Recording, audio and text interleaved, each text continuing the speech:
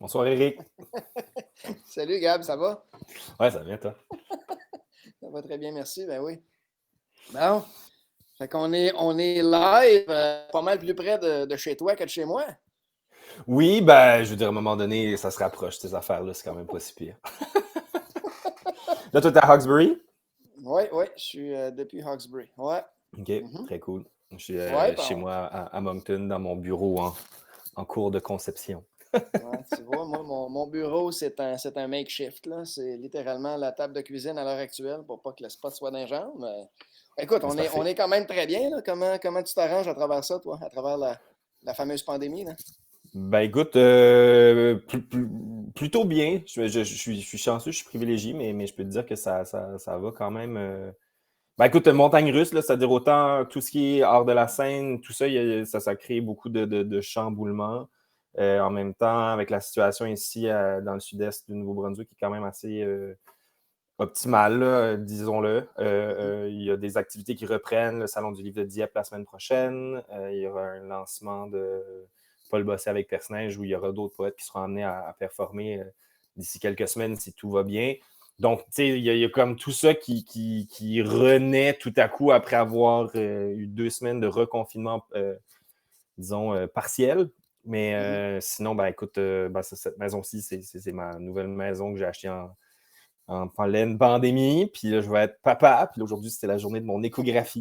On n'est pas là pour parler de ça, mais tu sais, je veux dire, c'est quand même beaucoup de trucs qui m'habitent dernièrement et autour de ça, d'autres projets, surtout du côté de l'écriture, de la scénarisation et du développement de projets pour le théâtre, entre autres, qui s'amorcent. Toi, comment ça se passe?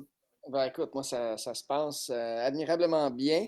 Puis je dois me le rappeler, là, tu sais. Tu poses la question, je dois me pincer en te le disant parce que je t'avoue que la plupart des matins, je me sens submergé. Tu sais, en ce qui a trait à ce que je fais de mon quotidien, non seulement est-ce que ça n'a pas du tout diminué, mais je pense que quelque part, ça a augmenté.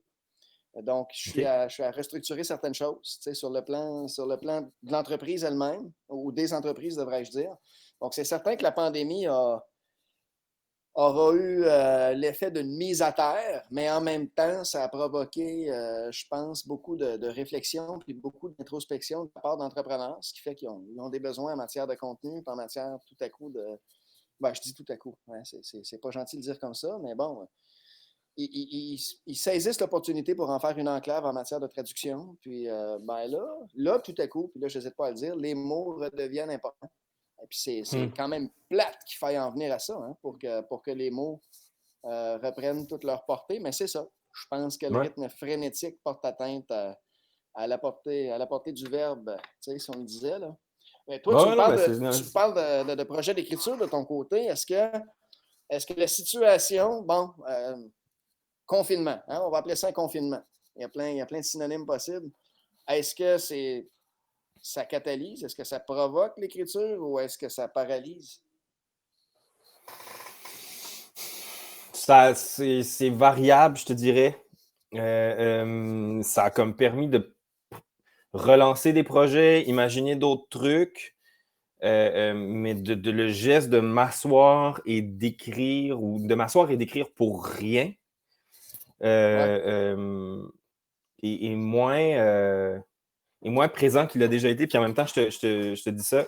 Puis ben, je mentirais aux gens si je dirais pas qu'on s'est parlé, je sais pas, 15 minutes à peu près hier, Mhm. en prévision de ceci, voir si ça marchait, tout ça.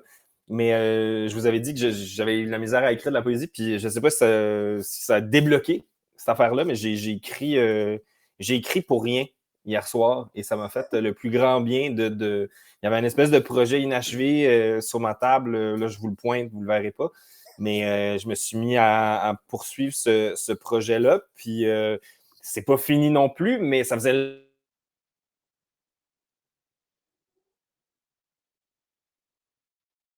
Oh, tu lags, Gab. Euh, mais tu sais, ça m'a. Oh, est-ce que tu me Ouais. vois? Non, je te vois pas. Ça a lagué un petit OK. peu. OK. Je t'entends très clairement, toutefois, là. Tu m'entends Ouais. très clairement. OK, Oui, oui. parfait. Bon, apparemment, ça va revenir. C'est ce qui est écrit. Mais je me vois moi Euh, seulement, là, puis ça OK. m'intimide, pour ne pas dire ça m'écoeure. Fait que j'ai hâte que tu reviennes, là. Oui, ben écoute, Ah, je crois que... Ben, Ah, écoute, on est, voilà. on est statique, mais au moins tu es là. Hein? Au moins, je suis là. Ouais.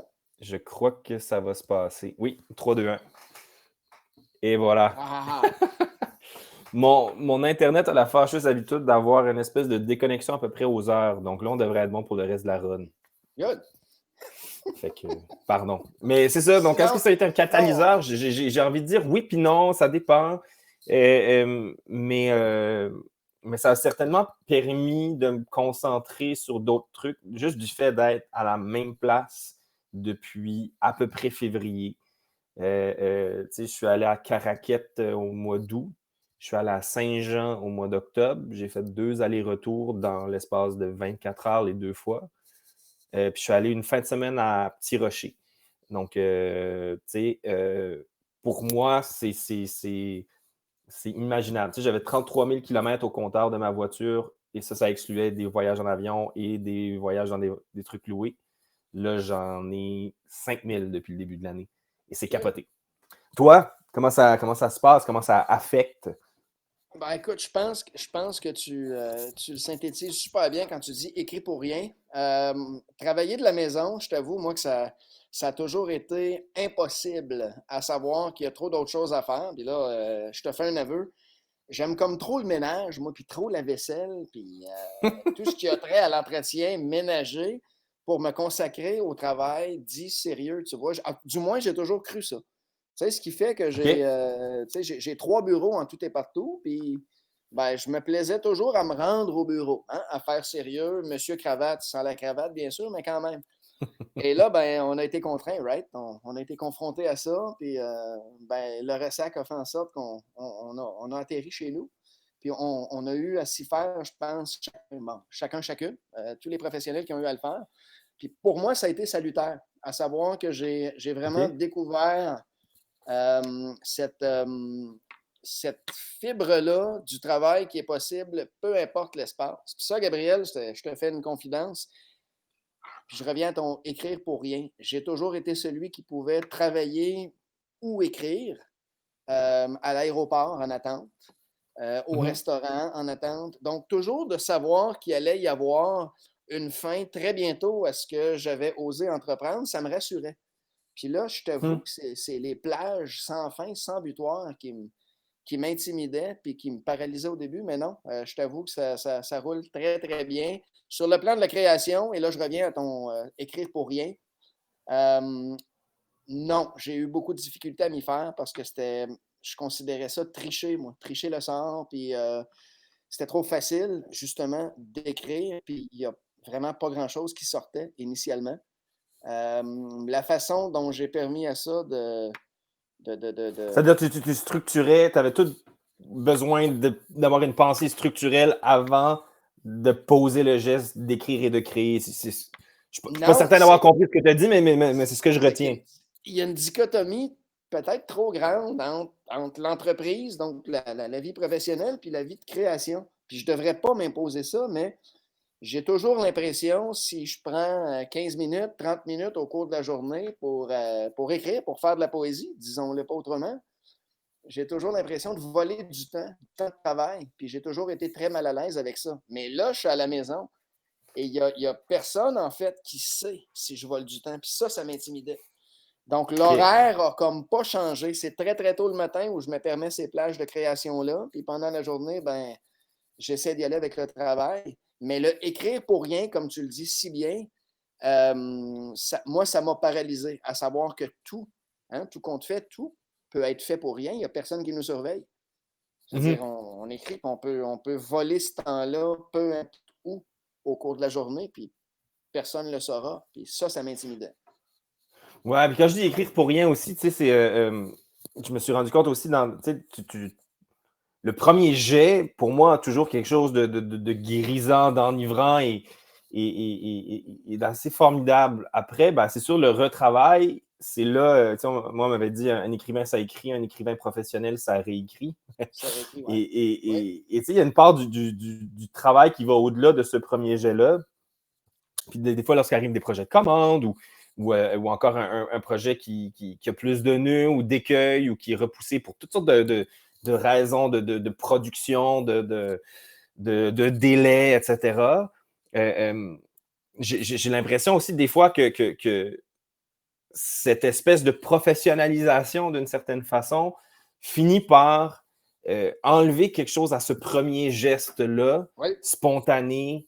Puis c'est ça quand je dis pour rien, c'est-à-dire pas sans but précis, sans projet précis, juste une espèce de laisser-aller puis de plaisir qui n'engage rien d'autre que le geste de.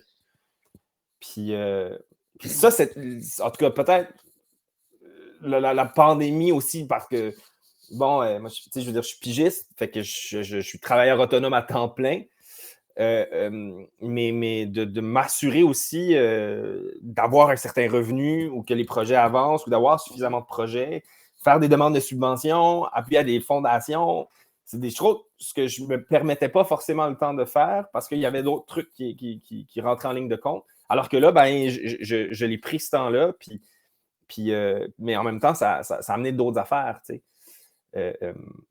On s'appellera à d'autres égards, Gabriel, parce que je suis vraiment intéressé quant à ce que tu viens de me dire. J'allais te corriger, tu n'es pas pigiste, tu es travailleur autonome.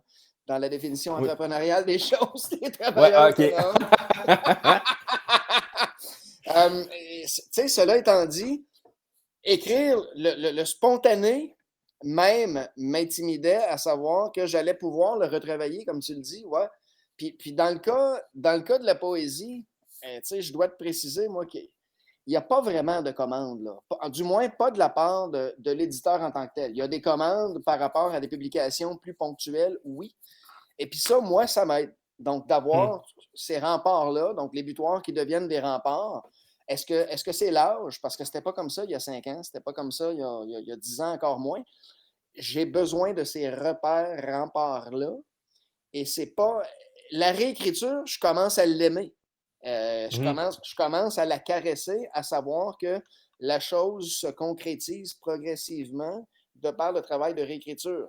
Le problème avec ça, c'est que on a la chasse gardée de nos textes et qu'en même temps, je pense qu'on est très mauvais juge de la première lecture. Ben, imaginons donc à quel point sommes-nous mauvais juges de la réécriture, donc du produit de la réécriture. Fait que là, il faut comme libérer quelque chose. Là. Il y a une soupape qui doit à un moment donné être ouverte, sinon ça pète. Là. Ben, je dis pas non plus que la contrainte est inintéressante, au sens que j'aime bien dire tout prétexte est bon pour écrire ou ne pas écrire. Là. Puis la commande peut fouetter, amener ailleurs, nourrir, ou moi, il y a même certains textes que j'ai écrits. Si je pense au texte Promenade dans la promenade des ignorés, mon premier recueil, ben, je faisais de l'impro à l'époque. Il y avait un événement qui s'appelait le Valentin Pro où on vendait des services. Puis moi, je faisais ce que j'appelle la Cyrano Deal, c'est-à-dire je m'engageais un peu à la Cyrano de Bergerac à écrire un texte. La personne achetait ma capacité de lui écrire un texte de son choix. Oui. Ça pouvait être romantique ou pas. Là. Et dans ce cas-ci, c'est quelqu'un qui m'a demandé d'écrire un texte sur la ville de Moncton au printemps, qui m'a parlé de différents trucs, puis il m'a donné une espèce de carte blanche avec carte relativement blanche à partir de certaines balises. Puis ça m'a amené quelque part dans l'écriture qui a comme influencé beaucoup la suite, en fait, du processus. Puis j'en étais à mes débuts, là. Mais tu sais, donc c'est pas... je pense qu'écrire pour rien est important par moment, mais je ne suis pas en train de dire que l'écriture à contrainte est forcément néfaste, mais je pense qu'il y a aussi un équilibre à trouver des fois entre les deux parce qu'il y a le... C'est-à-dire qu'il y a un jeu, en fait. Je trouve, en tout cas. Puis peut-être que c'est mon rapport au théâtre qui ramène le jeu par rapport à l'écriture, mais si c'est pas le fun, ça vaut pas la peine, en gros. Tu as tout à fait raison. Ce qui n'empêche pas le sérieux. D'accord. Je suis tout à fait d'accord avec toi. Il faut que ça soit le fun. Puis quand ça ne le sera plus, quand ça ne sera pas un temps soit peu stressant, comme en ce moment, veux pas, on est des chums, oui. sachant qu'il y a un auditoire quelque part. Veut pas, non, mais il y a ce petit germe de stress-là. Puis le jour où il n'y en aura plus de petit germe de stress, dans mon cas, j'arrêterai de le faire. Mais à cet égard-là, tu reviens à ta formation ou à tes canaux sur le plan théâtral. L'improvisation, c'est, selon moi, essentiel dans l'acte même d'écrire parce que c'est un acte qu'on fait seul. Encore faut-il se botter le derrière pour aller écrire. Je pense que c'est une improvisation mixte, hein, parce qu'on se scinde et puis on se lève ou on se lève pas. Puis la ronde est là. J'ai fait beaucoup d'impro, moi aussi, de mon côté. Puis j'y crois encore. L'écriture, c'est constamment une improvisation. Et au moment où il y a un regard extérieur qu'on se permet ou qu'on s'impose, parce que je pense que ce regard-là vient de nous aussi, on choisit de l'intégrer ou ça peut carrément être le nôtre, à ce moment-là, l'improvisation est comme évacuée un tout petit peu. C'est peut-être pas moins le fun, puis c'est quelque part un peu plus rassurant, mais c'est aussi peut-être quelque part un peu plus effrayant. Tu parles de la promenade des ignorés, là, qui était en fait commande. Donc, juste ce texte-là, promenade dans la promenade, mais ce défi-là que tu t'es imposé finalement, ça a été catalyseur. Mm-hmm. Est-ce que ça a eu une incidence? Donc, tu nous dis que pour la suite des textes, absolument. Donc, il y a un mode qui a été développé. Est-ce que ça a eu une incidence quant à la révélation de ta capacité d'écrire? Parce que c'est ce que tu me dis, là.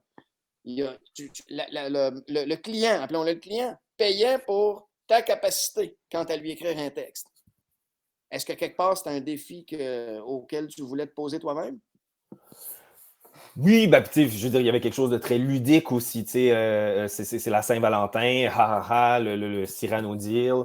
Je trouvais ça original, puis je me disais, il y a quelque chose d'intéressant à voir, où est-ce que ça va m'amener? Une espèce de curiosité d'une certaine façon. En même temps, je pense qu'il y avait un regard assez naïf aussi, parce qu'il y avait un début de professionnalisation de l'acte d'écrire de mon côté. Mais c'est quelque chose qui est arrivé assez tard. Au départ, j'écrivais pour moi. C'était pas forcément dans le but de publier. C'était pas. C'est pas quelque chose que. C'était pas quelque chose que je m'étais imaginé concrètement un jour et probablement encore moins de la poésie au départ.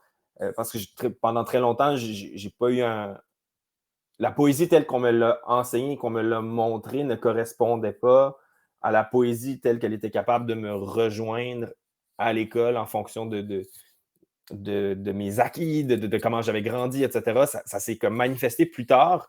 Et même, j'ai beaucoup plus aimé ces textes-là qu'on m'a enseignés en découvrant des textes qui étaient plus proches de moi, parce qu'à un moment donné, tu fais le cheminement. Oui.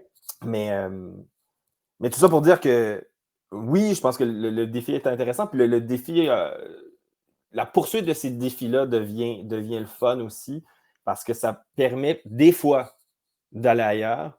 Je te dirais peut-être qu'autant il y avait une espèce de naïveté, puis comme go, je vais le faire à l'époque. Je suis peut-être juste un peu plus prudent aujourd'hui par rapport à comment je choisis de me prêter au jeu. Peut-être aussi parce que je me rends compte du privilège que je peux avoir de publier ou d'être appelé à publier ou de prendre une parole sur la place publique. Mm-hmm.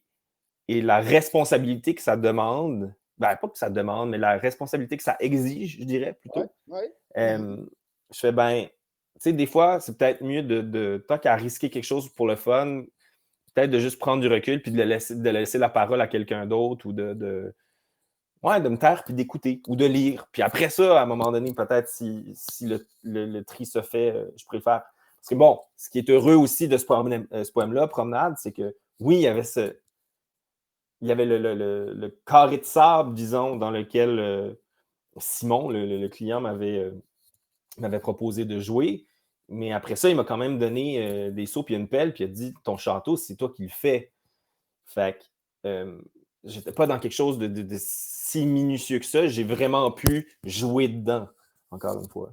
Je sais pas pour toi, c'est quoi? Écoute, moi, c'est beaucoup plus quétaine que ça. Quétaine Non, écoute, la poésie, puis tu sais, je m'étais dit, Gab, on parlera pas de poésie pour parler de poésie, mais tu sais, je me permets de te répondre, puis après ça, j'aimerais ça te relancer vers quelque chose d'autre. OK. La poésie, j'ai très vite compris que c'est ce qui correspondait le mieux à un rythme de vie auquel je m'astreins, à savoir il faut que les choses soient encapsulées.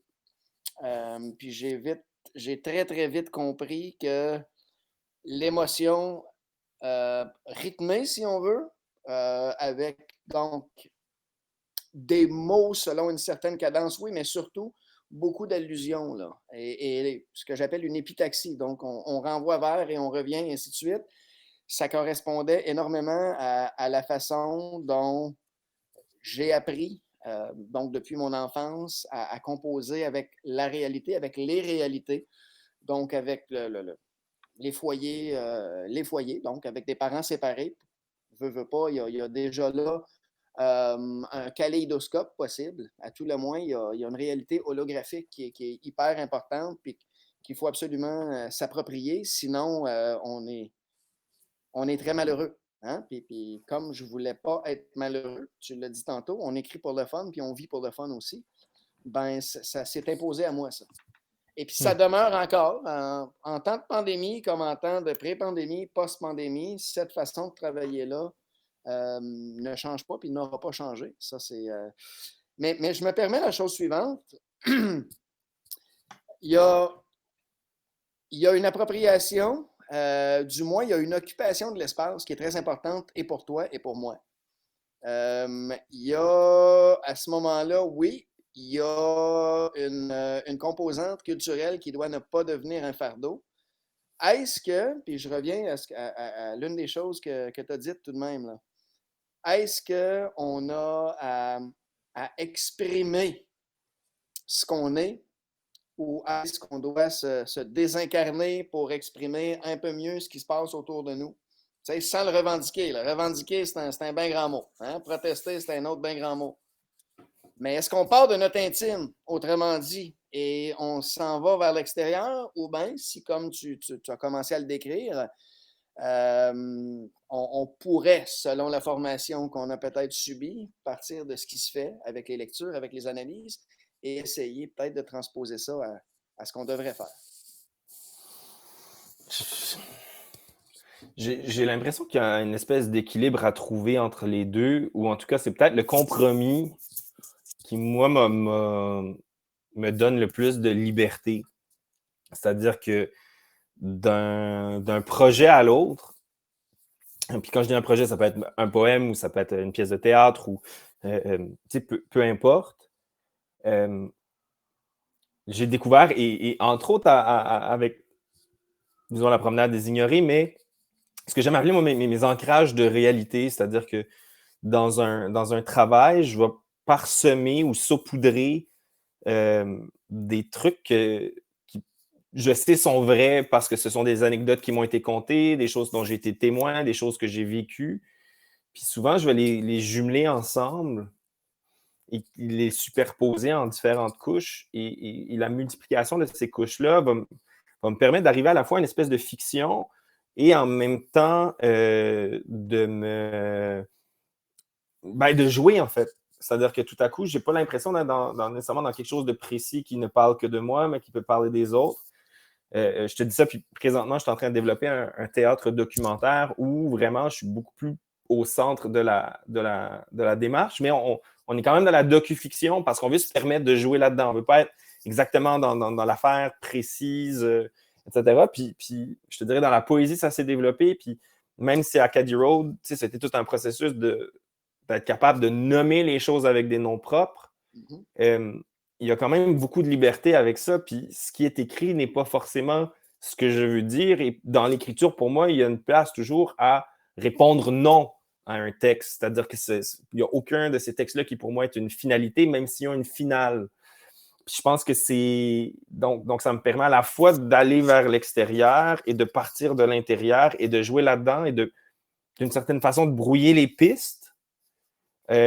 Pour que, pour moi, l'interprétation d'une personne lui appartienne. Je te dirais aussi, c'est peut-être ça la première chose dont je me suis rendu compte quand j'ai eu mon premier recueil de poésie dans les mains, mon premier livre publié dans les mains, c'était crime, ça ne m'appartient plus, cette affaire-là. Ouais, Ça tout à fait. appartient à la personne qui voudra bien la lire et ce que cette personne-là voudra bien en faire. Puis c'est à la fois vertigineux et en même temps euh, euh, libérateur d'une certaine façon parce que tu te dis, ben, on verra. Puis de projet en projet, ben, ce rapport-là à cet objet-là, il évolue. Euh, Acadie Road est peut-être le projet dont j'étais le plus fier et qui me faisait le plus peur, justement parce qu'il y avait ces noms propres-là qui apparaissaient. Puis sitôt que tu nommes, ben, tu nommes un lien à quelque chose. Et sitôt que Oui, tu nommes un lien à quelque chose qui existe pour de vrai, ben, il y a d'autres gens qui pourraient nommer ce lien-là autrement. Et c'est de voir comment ce lien-là il est tangible, comment il y a un pont ou un fossé qui se creuse à travers des écrits. Puis, en tout cas, je veux dire, fait que c'est ça. Peut-être aussi que j'ai juste la misère à me positionner un ou l'autre dans la vie en général. C'est sûr que j'aime bien les zones grises pour ça. Mais je te dirais quand même, c'est la meilleure réponse que je suis capable de donner. Je serais curieux de t'entendre là-dessus parce que si tu le soulèves, j'ai l'impression que tu as peut-être quelque chose de plus Ah, élaboré. ben, écoute, moi, j'appelle pas ça des zones grises, là, j'appelle ça le plasma. Le plasma de vivre, regarde, il est possible, puis on se le permet. À cet égard-là, moi, je t'avoue que on écrit. On écrit parce qu'on a quelque chose à dire et on nomme, tu le dis très bien, on nomme, puis on comprend tous les deux, on s'en est déjà parlé d'ailleurs. Les ancrages, les points d'ancrage sont des lames. Hein? Puis ça, je C'est pense que quoi? tu l'illustres, sont des lames. L'âme, C'est OK. à double et à multiples tranchants. À savoir que oui, dès qu'on nomme, on risque d'offusquer. On risque de mal connoter, mais regarde, c'est le pari, so be it. On se dit, regarde, je dois nommer parce que je veux absolument que l'émotion en question, sans que je doive nommer l'émotion, ben, soit quelque part encapsulée dans ce lieu-là, dans cet objet-là. Et oui, on ose nommer, et pas seulement pour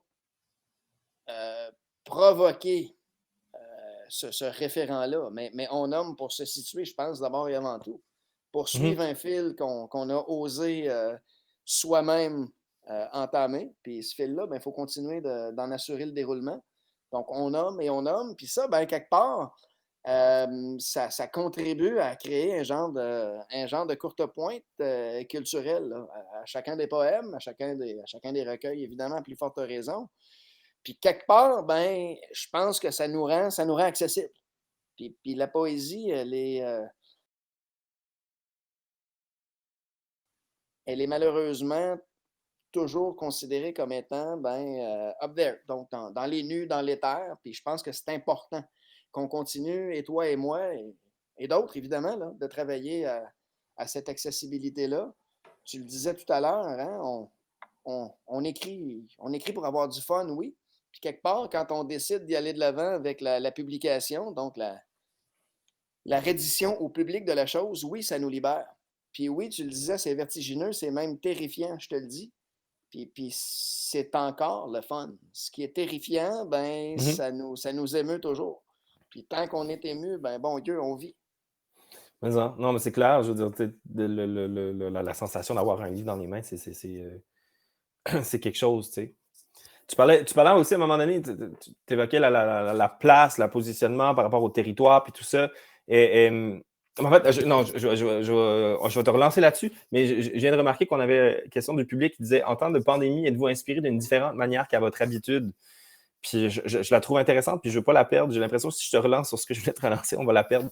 Fait que je ne sais pas pour toi, y a-tu sens-tu quelque chose de différent de d'habitude dans ça, au niveau de Oui, l'inspiration? il y a une nucléisation de tout qui est sans doute perceptible aussi de par la forme. Donc, non pas seulement de par les images, mais de par les renvois, à savoir que le pinball, comme j'essayais de le décrire plus tôt, Mhm. a beaucoup changé. C'est beaucoup moins un pinball, ou du moins, les remparts sont beaucoup plus proches de moi. je pense aussi beaucoup plus saisissable de la part d'un quelconque public. Toi? Mmh.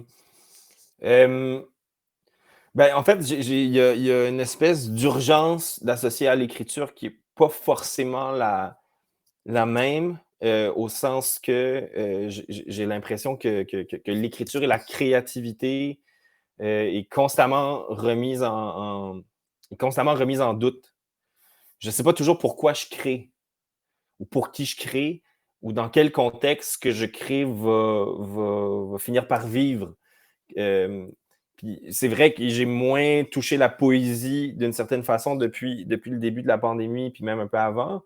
Hem, En même temps, tu sais, je veux dire, mon rapport à la poésie passe beaucoup par la scène. Quand est-ce que je vais pouvoir retourner sur scène? J'y ai touché pour la première fois depuis novembre dernier, je pense, en début octobre. Ben, ça m'était jamais arrivé, là, ou ça faisait très longtemps que ça m'était pas arrivé de ne pas fouler des planches quelque part pendant une aussi longue période. Euh, donc, avec des gens, avec un public, c'est-à-dire que, bon, des performances, oui, enregistrées, etc., oui, mais avec un espèce de public dans une salle, etc. Donc ça change le rapport, j'ai l'impression, au geste de créer. On parle d'inventer, de se réinventer, etc. Ça aussi, ça finit par amener des questionnements sur la manière. Au niveau du contenu, je sais pas, je suis comme rébarbatif à trop souligner cette patente-là, là, parce que j'ai pas de recul nécessairement par rapport à ça. Mhm. Mhm. Je sais pas trop encore nécessairement qu'est-ce que ça va amener. Tu vois, moi, Mais j'ai trouvé ça trop facile au début, comme je le disais tout à l'heure. J'ai trouvé ça trop mhm, facile d'écrire dans ce contexte-là. Puis j'ai trouvé ça trop facile de donner dans le pathétisme et puis ben, évidemment dans l'apitoiement qui vient avec. Puis quelque part, ça devient de l'autoflagellation. Fait qu'on se méfie de ça. Ce que j'ai découvert, c'est que ça a permis au lieu une superbe ouverture quant à reconnaître et quant à être, bon, reconnaître dans le sens de reconnaissant, puis quant mhm, à être plus prodigue que ce que je me serais permis, malheureusement, je l'avoue, dans cette frénésie-là, donc à l'égard de gens qui me sont proches. Donc, je mhm. dois dire que j'écris de façon, je pense, non pas, non pas moins poétique, mais plus claire. Puis, j'ai jamais cru que clarté et poétisation pouvaient faire bon ménage, mais ça m'aura permis de découvrir ça. Ouais. Hmm. Quand tu dis clarté et poétisation, ça faisait pas un bon ménage au sens que quelque chose de plus quotidien ou quelque chose de Ouais, plus, j'ai envie de dire, accessible ou ouais. quelque chose qui peut me paraître plus banal pour toi, plus c'était banal, plus on s'éloignait d'une forme poétique. C'est ce que j'entends, là, mais je ne veux pas te mettre des Ouais. mots dans la bouche. Non, non, c'est un peu ce que je disais. Moi, OK. je souscrivais encore à ce que Réverdy disait. Là, à l'époque des surréalistes, il faut tâcher de rapprocher dans un poème les éléments les plus éloignés qui soient et faire jaillir de là, bon, le résultat. Tu Hmm. sais, puis j'y souscrivais, non pas que je m'en faisais un devoir, mais c'est comme ça que je percevais l'entourage et la vie et que j'osais transposer ça en écriture au moment où je me permettais ces plages de travail, de création-là. Puis ça a changé. À savoir Hmm. qu'on n'a pas besoin d'avoir les réalités les plus éloignées qui soient. Ouais, ouais. On peut avoir de très, très belles images dans une tendresse assumée. Donc, tantôt, il y a quelque chose que je voulais te dire. Tu parlais de responsabilité. Puis il m'a tenté de te dire, ben, est-ce qu'on devient imputable pour autant si on est à ce point appuyé, on est à ce point encadré par un lectorat, mais aussi par tout un appareil de publication puis de promotion des publications. Et puis imputabilité, ben, moi, je refuse de le dire. J'aime mieux dire qu'on n'est on est pas imputable, mais on assume ce qu'on fait. T'sais. On l'assume dans notre quotidien. Est-ce qu'on transcrit notre quotidien?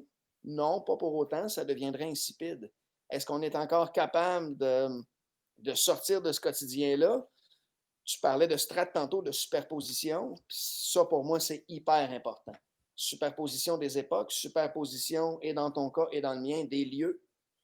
Mhm. Puis ce que je veux te demander à ce point-ci, c'est Le phénomène du déplacement, est-ce que ça a beaucoup changé? Parce que dans ton cas comme dans le mien, les jalons dans la perspective, dans la dimension spatiale des choses, ont toujours été hyper importants. Est-ce que ça s'est étouffé un petit peu, là? Ben, c'est vrai, en fait, que c'est fascinant, en fait. Je me suis bien. J'ai l'impression que je l'ai bien vécu, assez bien, au sens que, tu sais, je veux dire, oui, j'étais énormément sur la route, ben, même quand on s'est connus, tu sais, j'habitais 3 ans et demi à Ottawa. En même temps, tu sais, pendant ce temps-là, j'ai passé 2 mois à Saint-Boniface. Je me suis promené un peu partout en Ontario. J'ai fait le nord jusqu'à Tecumseh dans le sud aussi, Hearst, etc. Et puis Euh, t'es venu à Hawkesbury. je suis venu à Hawkesbury, certain. Tu sais, puis la route à Montréal, puis tu sais, fait que, tu sais, il y a eu comme une espèce de série de voyagements et j'écrivais beaucoup euh, lorsque j'étais sur la route. C'est-à-dire que de rouler m'amenait à écrire, entre autres lorsque j'étais en transport en commun, parce que, je veux dire, tu fais quoi? T'es dans le bus, tu n'as pas d'Internet, rien, ben tu lis, tu écris. C'était des super moteurs et je trouvais aussi que la, la faune de gens qui pouvaient y avoir lorsque. Puis je dis faune, c'est plutôt la diversité en fait de gens qui pouvaient y avoir et d'histoire devenait une espèce de moteur de création vraiment, vraiment puissante. Après, d'être à la même place, ouais, j'ai l'impression qu'il y a eu peut-être des ajustements à faire, mais, mais pour l'instant, je te dirais que ça va quand même pas si mal. Puis, il y a des envies qui s'ancrent. Puis le fait d'être à la même place aussi permet de découvrir d'autres choses. Euh, c'est sûr que j'ai hâte de pouvoir retourner sur la route. Puis il y a des projets, mais ça fait aussi partie, je pense, de mon bagage théâtral, au sens que la tournée au théâtre, ben, ça fait quand même partie pas d'une routine, mais d'une perspective où ce sera nécessaire d'y arriver. La même chose s'est produite en poésie aussi. Fait que, tu sais, je veux dire, je sais pas, je suis pas encore. J'ai la misère des fois à me projeter puis à me dire, ah oui, à ce moment-là, ça se pourra. C'est plus comme j'espère que ça va se pouvoir. Ça va-tu se pouvoir? Je suis encore dans ce doute-là. Puis des fois, ça freine, c'est sûr. Mais il y a quand même l'espoir qu'à un moment donné, ça reviendra. Puis je t'avoue aussi le questionnement devant le bébé à venir au mois de mars. Comment tout ça va cohabiter aussi.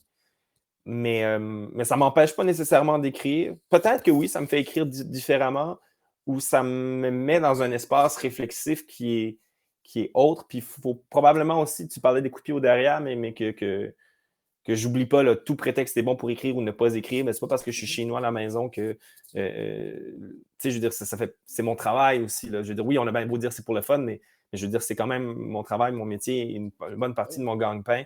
Mhm. Et ça aussi, je veux dire, faut pas le négliger ni le prendre pour acquis.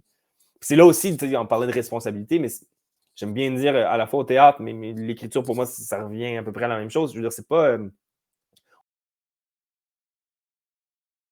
On a beau dire ce qu'on veut, c'est pas un droit faire ce qu'on fait, c'est un privilège qu'on nous donne ou qui nous est donné. Mhm. Et, ça, je pense qu'on en est toujours responsable de se rappeler ça. Parce qu'on a beau parler de droit, de liberté d'expression, etc. Du moment où c'est ce qu'on exerce comme travail, comme métier, oui, je pense qu'il y a des limites à une certaine euh, imputabilité par rapport à une interprétation large de qu'est-ce qu'on peut dire. Je veux dire, on m'a déjà prêté des intentions envers certains de mes textes ou certains de mes poèmes, puis je dis, ben, vous passez à côté. Après, est-ce que c'est l'intention qui compte? Ben, pas toujours. Puis est-ce que leurs perspectives sur ces textes-là, ces gens-là, sont forcément erronées? Non. De mon point de vue, oui, mais ça ne veut pas dire qu'ils ont tort. Ces perspectives-là existent. Mais en même temps, faut.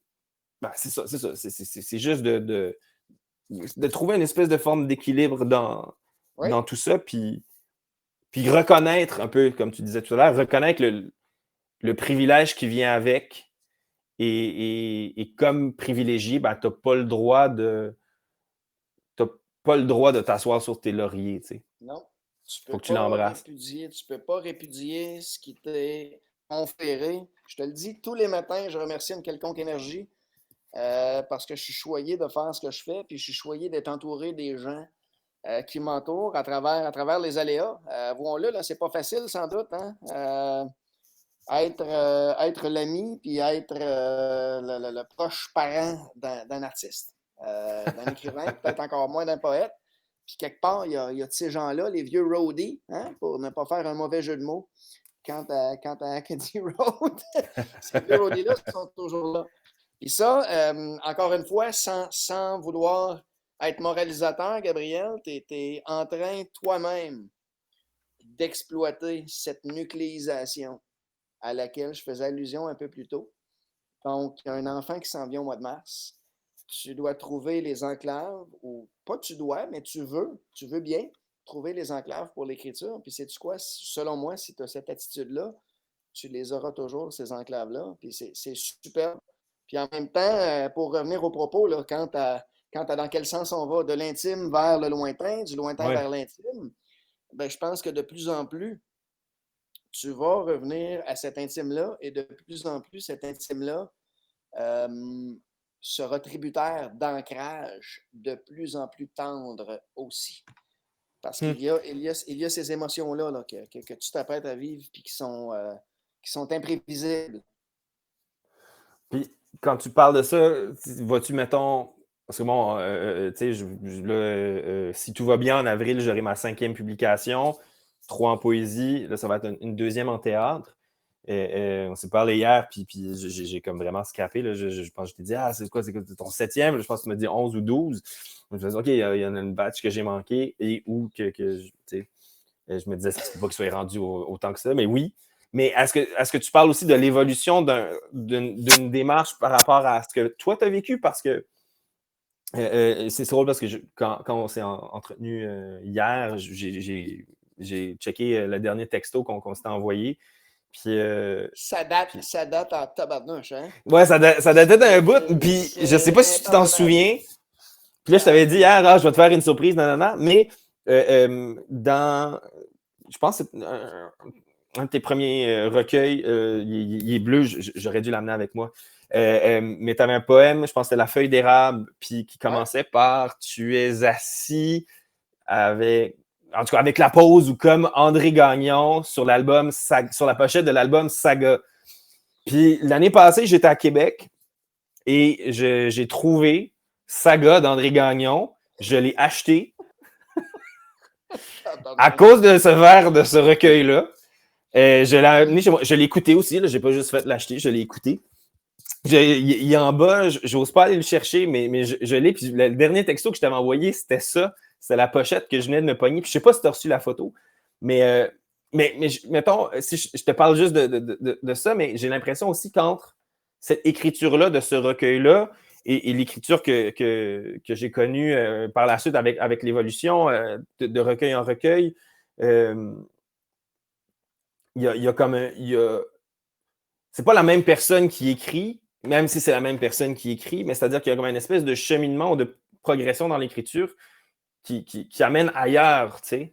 Puis quand tu parles de cette espèce de tendresse-là, je ne sais pas si c'est ce que tu veux dire, cette espèce ou peut-être que c'est moi qui associe tendresse et calme, comme s'il y a quelque chose qui s'est calmé, puis je ne sais pas si... En Non, tout cas, tu l'as, t'es en plein dedans. T'es en plein dedans. Je reviens à ce qu'une très très bonne amie à moi, Lucie Hott, m'a reproché plus d'une fois. Je pense que c'est arrivé dans le cadre de 3 rencontres, repas. Puis Lucie a osé me confronter à l'égard du fait que je me dissimulais derrière les mots. Puis sur le coup, les 3 fois, je prenais ça comme si elle voulait me motiver, mais je refusais, je réfutais la chose, puis elle avait raison. Ouais, OK. pendant quelques années, donc dans le cadre de quelques publications, les mots étaient un écran. Donc, les mots étaient pour moi une façon de ne pas avoir à livrer. Et là, tu me parles d'André Gagnon, Saga, j'ai l'alarme à l'œil, tu vois, je l'écouterai tantôt. En soirée, ça fait une mèche que je ne l'ai pas écouté. Hmm. Cela étant dit, si on écrit pour le fun, on écrit pour que ça vibre. En même temps, en même temps, tes responsabilités à toi en tant que, tu sais, bon, on n'est pas des bardes, on n'est pas des chantres, mais quelque part, on est très engagés, tous les deux, au sein Mhm, de notre communauté respective, communauté artistique, communauté culturelle, puis aussi communauté entrepreneuriale. mhm. Ça, tu le perçois comment? C'est-à-dire que tu composes comment avec ça, compte tenu du fait que ce que je perçois, moi, c'est qu'il faut faire une dichotomie, comme je le disais dès le départ, pour se mettre à écrire. Pour toi, est-ce que c'est une dichotomie ou bien si ça se mêle très bien, ça? C'est variable, c'est plate à dire, là, ça dépend des jours, ça dépend des espaces. Il y a des moments où c'est beaucoup plus anxiogène, je te dirais, les moments où je sens que ça devient une espèce de machine à produire.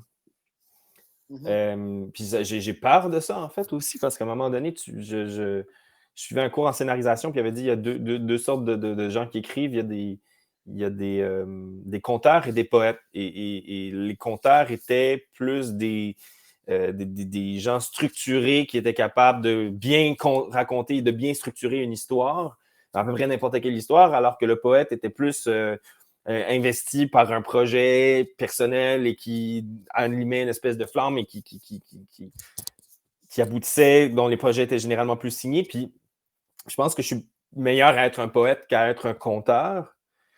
Puis j'ai l'impression aussi qu'à un moment donné, le conteur, il y a une espèce de flamme qui s'essouffle ou qui a le potentiel de s'essouffler si je ne trouve pas comment réconcilier le conteur avec le poète.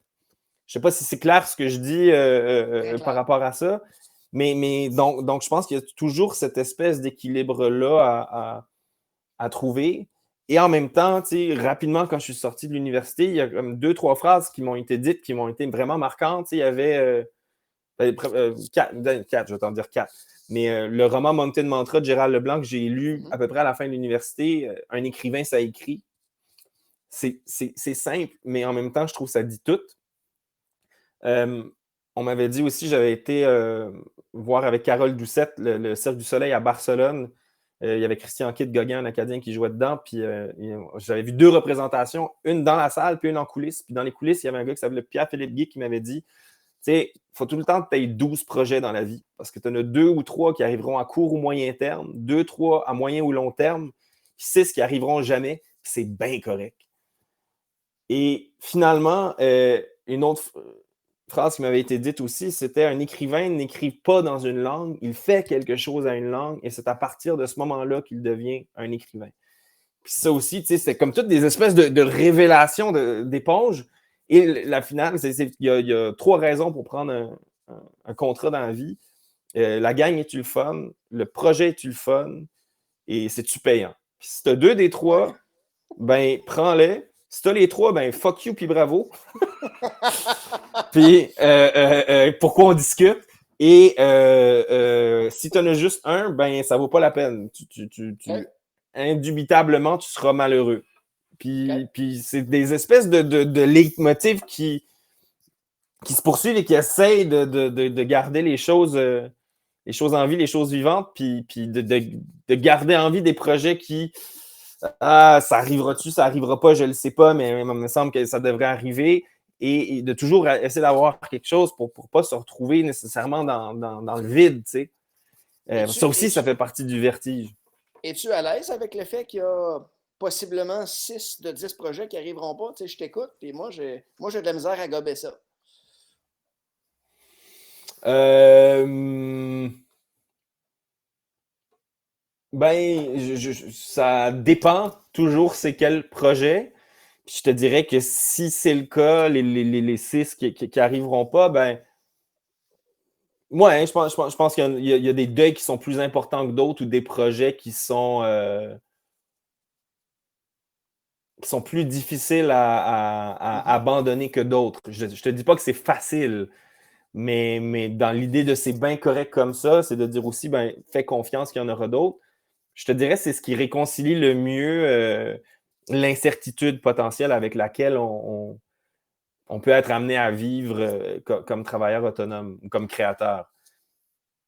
Mais ouais, ça ne veut pas dire que c'est sans deuil et que c'est toujours agréable. Surtout, Ben, tu sais, moi, il y a quelque chose de... J'écris parce que les impossibilités dans la vie, ça me hante. Quand je crois que quelque chose devrait être possible et ne l'est pas, mon réflexe, c'est d'essayer de trouver comment y arriver. L'écriture est un terrain qui me permet d'aller au-delà de l'impossible, quitte à inventer une réalité autre. Et ça, c'est énormément de bonheur et énormément de liberté. Mais cette liberté-là vient encore avec cette responsabilité-là. Parce que bon, tu crées un univers dans lequel il y a des choses qui ne se peuvent pas, mais qui se peuvent parce que tu les écris, ben, il faut que ça se tienne, que ça se Oui, puisse. oui, oui.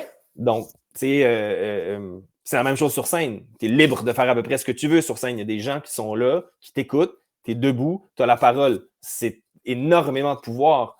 Mais quitte à citer Spider-Man, ça vient aussi avec cette espèce de responsabilité-là. Tu ne peux pas faire n'importe quoi avec. Tu peux faire n'importe quoi, mais tu ne peux pas faire n'importe quoi. Parce que c'est pas un droit, c'est un privilège. Fait que c'est souvent là-dedans. Tu parles beaucoup tantôt depuis le territoire, l'entreprise dans lequel on s'inscrit. Puis je dirais, bon, tu es franco-ontarien, je suis acadien. On a déjà eu des discussions sur ce sujet-là, notre appartenance à nos territoires respectifs. Puis bon, je vois le temps qui file. Puis en même temps, je m'en voudrais qu'on n'en parle pas parce que j'ai toujours trouvé ton regard intéressant sur la question. Puis je voudrais t'entendre là-dessus, à la fois ouais, cette espèce de rapport-là, parce qu'on a souvent échangé là-dessus. Puis je serais curieux d'entendre où tu en es rendu par rapport à ça. Parce qu'il me semble que ça fait partie de l'équation. Le rapport au territoire, ben regarde, je vais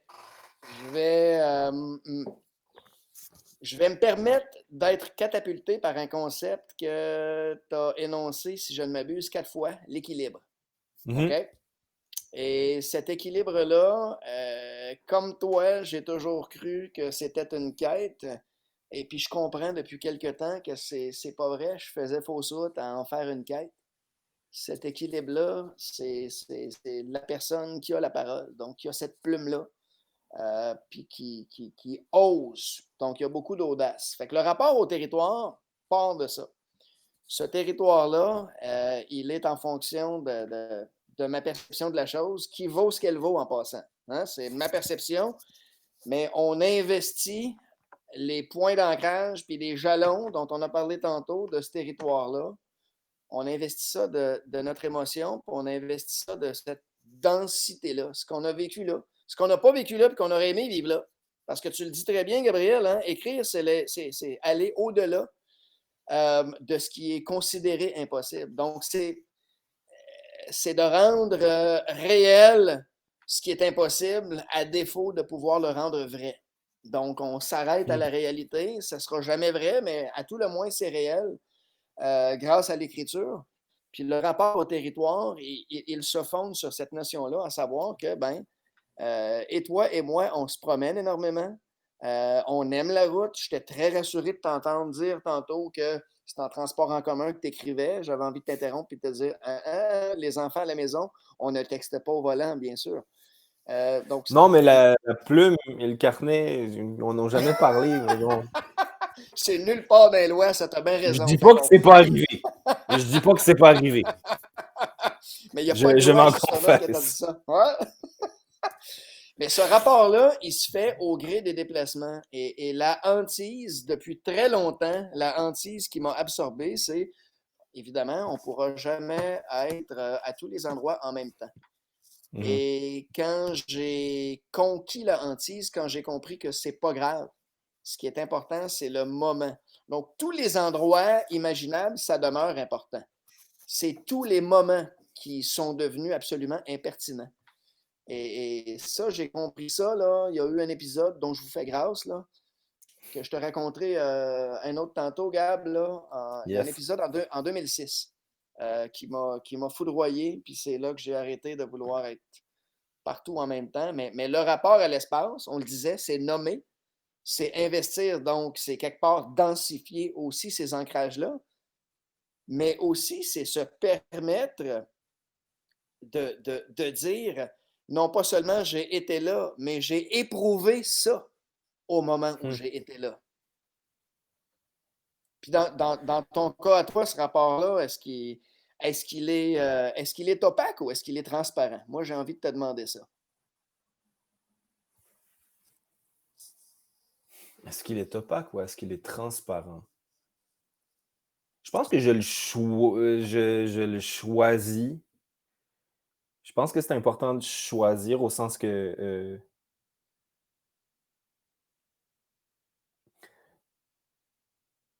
mettons si je sais, en fait, je suis pas certain. Je suis pas, c'est-à-dire, est-ce que mon rapport à d'où je viens et ce que j'en dis, c'est transparent ou c'est opaque? C'est ça ta question? Non, est-ce que les référents, est-ce que les ancrages pour toi sont satisfaisants s'ils demeurent opaques et puis que tu rebondis contre eux? Ou est-ce qu'il faut absolument que tu ailles au fond de ce qu'ils sont pour en saisir l'essence et qu'à ce moment-là, tu te dénaturerais toi du simple fait que tu aurais accédé à l'essence de ce point d'ancrage-là? Je pense que ça dépend du jeu. Je pense qu'il y a certains. Si je me suis permis de nommer avec Acadie Road, je pense que c'est parce que avant, en fait, tout le chemin qui est arrivé avant que ça arrive aurait été opaque, alors que là, j'ai pu accéder à une certaine transparence, puis j'ai pu apprendre à nommer comme moi je voulais nommer, et non pas nommer en simple réponse à comment d'autres avaient nommé ou dans une espèce de pâle copie, ou etc. Je pense que j'ai trouvé comment j'étais à l'aise de nommer, ce que je ne me permettais pas avant. Ça ne veut pas dire que c'est la meilleure façon ou la seule façon, que je nommerai pas autrement ou que je nommerai plus. C'était juste que je pense que j'ai eu besoin de ça. Dans d'autres moments, j'ai l'impression que cette opacité-là, ce qu'elle permet de jouer, l'important pour moi, c'est pas que le monde sache que tel personnage ou telle situation voulait dire telle affaire. Il y a un plaisir aussi à cacher ou à faire Oui, des clins d'œil. Puis oui. ceux qui le saisiront, saisiront. Puis ceux qui ne saisiront pas, saisiront pas. Puis l'idée, c'est pas forcément l'inside. L'idée aussi, c'est de dire, ben, ça peut devenir autre chose. Mhm. Et cette autre chose-là m'intéresse des fois pratiquement plus que ce que j'aurais bien pu vouloir dire. Tu sais, puis on parle d'Acadie Road aussi, mais tu sais, il y a de ça aussi dans ce recueil-là, au sens que, oui, il y a la route physique, géographique, il y a une espèce de route culturelle, il y a une espèce de route historique. Il y a des choix aussi dans cette route-là et ces slogans-là qui venaient un peu des slogans de village dans les Ben, pancartes de bord d'autoroute. moi c'est à ça que je m'arrête. Il y a des choix qui ont été évidemment opérés et c'est là que l'intime se révèle. Donc, moi, pour te connaître, bien sûr, je triche un Ouais, peu, ouais. Gabriel, là, mais pour moi, il y a énormément de transparence là-dedans, ne serait-ce que la part de l'intime que ça t'a permis. Fait que tu accèdes à cette essence-là à laquelle je faisais allusion. C'est comme si Ouais. tout à coup, il y avait un teint qui recouvrait l'essence même, puis ça te renvoie à toi. Et là, il y a une super belle tendresse aussi. Oui, ben parce que Elle est grinçante, la tendresse, mais elle est belle. oui, parce que tu sais, je veux dire, il n'y a pas. Quand je dis c'est pas une fin, c'est-à-dire que oui, il y a quelques poèmes qui sont comme ça, là, tu sais, je veux dire, on est dans. Ben, pour moi, il y a beaucoup d'amour et des fois du tough love, et des fois même une interrogation, mais que je vais pas ponctuer parce que, tu sais, mettons, je dis à Saint-Jean, on va pas à Saint-Jean. C'est pas vrai que je vais pas à Saint-Jean, j'aime bien Saint-Jean. En même temps, c'est un gars de Moncton qui écrit le texte, puis il y a une rivalité Oui, oui, Moncton-Saint-Jean, puis oui. c'est drôle de jouer là-dessus. Mais j'aime ce rapport-là aussi, parce que ce rapport-là, il existe, même s'il est bizarre, même si pourquoi, est-ce que ça sert vraiment à quelque chose? Et en même temps, il est là, fait que pourquoi pas le souligner aussi? Et oui, Mais tu sais, puis pour moi, ben ça fait partie de la poésie aussi, tu sais, c'est pas parfait, c'est pas juste beau, mais cette imperfection-là, c'est ce qui est beau aussi. oui, Puis oui. je te dirais que, tu sais, même au-delà de ça aussi, un ami m'avait dit aussi, ça peut devenir une espèce de parcours d'une espèce d'œuvre. Puis je pense que c'est peut-être la première fois aussi où est-ce que je me suis dit, OK, ben, qu'est-ce que je suis en train de construire comme univers, tu sais? Puis qu'est-ce que je peux laisser comme piste?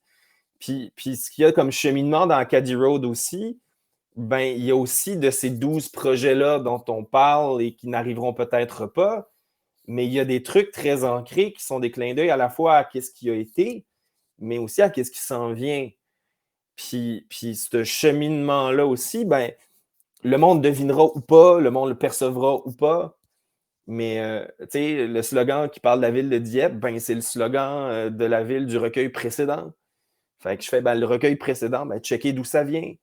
Ou je parle à un moment donné d'un bar, ben, c'est la pièce Crowbar qui va être publiée. Ou je parle d'un char, ben, c'est ma nouvelle char qui est au jeu de la francophonie. Et tu sais, à un moment donné, de voir aussi, ben, dans ces routes-là, c'est créer aussi cet univers-là, puis de jouer là-dedans. Mais c'est à ça qu'on veut accéder. On veut accéder à l'intimité, puis oui, on veut que ce soit codé, Gabriel.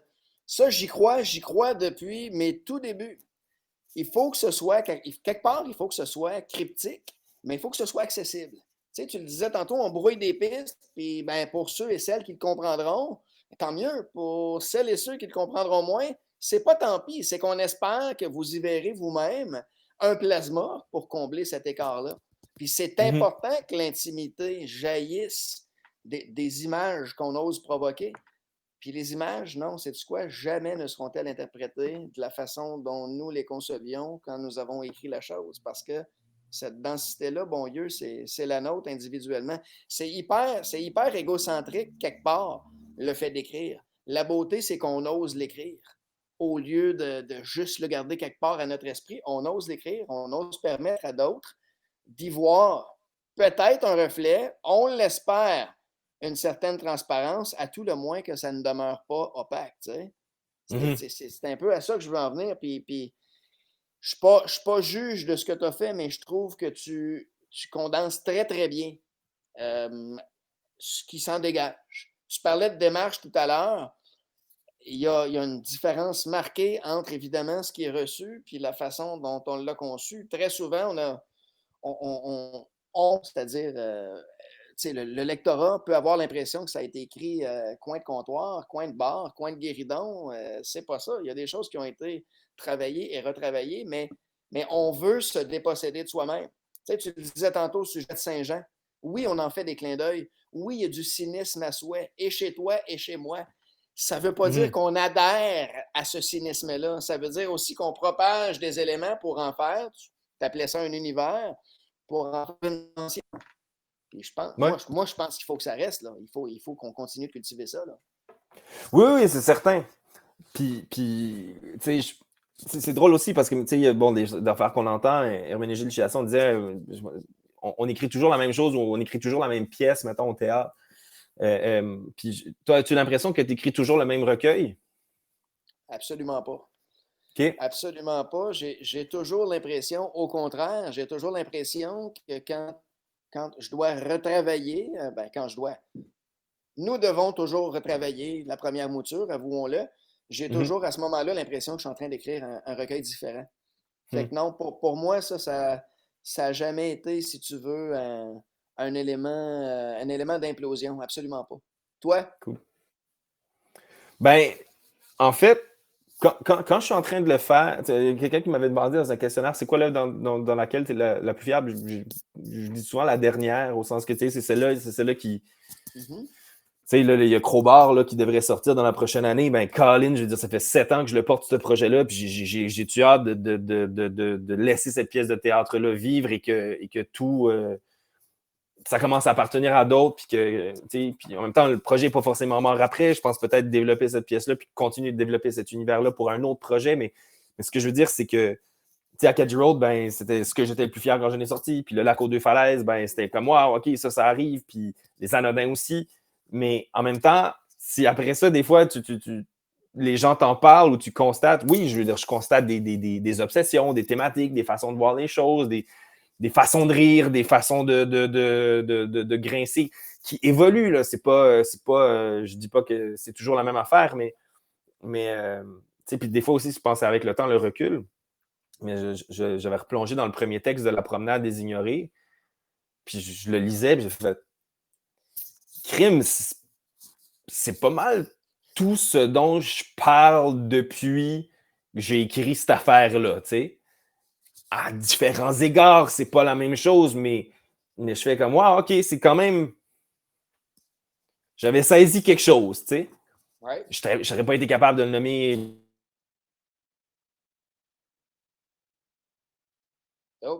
Tu lags, Gab? Je suis là, je suis là. OK, t'es là, on t'entend. Continue. Ça se précise, puis ça devient autre chose, mais en même temps, ça continue.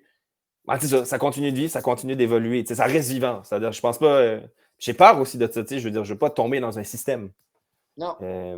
Puis tu veux pas que ce système-là soit le tien, que tu t'imposes non plus. Non. Moi, je t'avoue que j'ai pas du tout cette impression-là. Fais-en ce que tu veux. Moi, j'ai pas l'impression que tu pars d'une certaine matrice.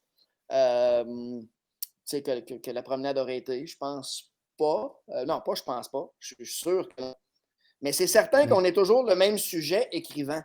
Même si on veut se travestir dans une certaine narration, parce qu'il faut préciser qu'en poésie aussi, il y a de la narration. Au théâtre, bien au-delà des didascalies, il y a une trame narrative tout au long.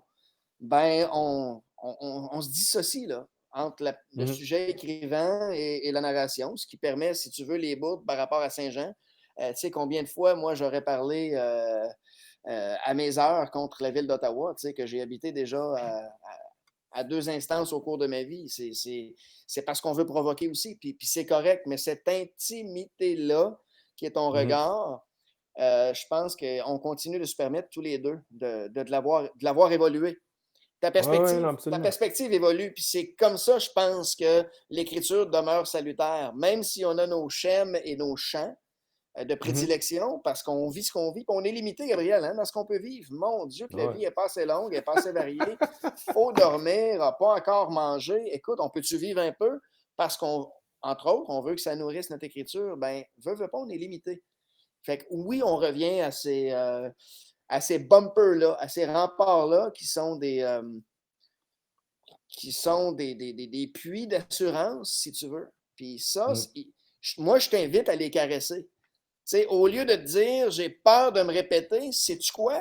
Je pense que tu vas continuer de les exploiter de perspectives différentes. Le même bumper va acquérir un tas de connotations et va renvoyer à un tas d'interprétations. C'est clair que, à un moment donné, tu tournes, puis, mais éventuellement, à force de tourner, tu creuses. Tu disais qu'on n'a pas assez de temps pour vivre, mais en tout cas, je tiens à te dire que s'il y a bien une chose, je suis content qu'on prenne le temps, c'est de se voir à soir, ça fait du bien en tabarouette. Moi, j'ai oublié. Ça te passait à une vitesse, là, ça n'a pas de bon sens. J'ai oublié qu'il y avait du monde, Colin. Non, mais c'est parfait, ça. Mais j'étais très heureux de partager ce moment-là avec toi. Puis je vois l'heure qui file, puis je me dis, on poursuivra ça. Mais à la tienne, Éric. Gabriel. Toujours un plaisir. À la tienne. Puis à vite. T'embrasse. Je t'aime, mon chum. À très Moi vite. aussi, je t'aime bien gros. On peut-tu s'appeler demain pour se faire un recap? As-tu un peu de temps? Oui. OK. Fait que, écoute, je t'envoie un bon vieux courriel, moi, tout à l'heure. Oui. On établit une plage, pas une plage de Caraquette, puis Christy, pas non plus une plage de la rivière des Outaouais, mais une plage pour se retrouver demain. OK? Mais avec plaisir. OK. Merci, chum.